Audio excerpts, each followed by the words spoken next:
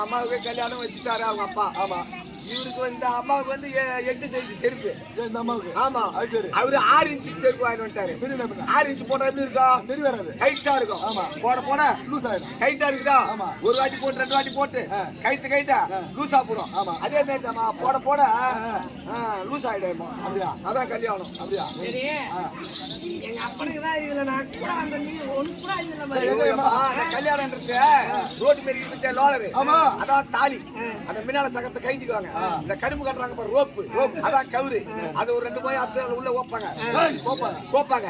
கோத்து எடுத்து 3 முடிச்சு போடுவாங்க. அது தாலி. அதுக்கு பேர் தான் தாலி. ஃபர்ஸ்ட் ராவு விட்டாலும் இல்ல ஃபர்ஸ்ட் பகல்ல விட்டாலும் விடுவாங்க.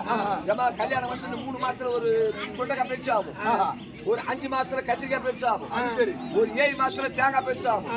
ஒரு 10 மாசத்துல பூசணிக்காய் பெருசு இருக்கும். அது பைத்தால பைக்கும். இல்ல உள்ளே வெதிமிட்டாலும் வெதிக்கும்.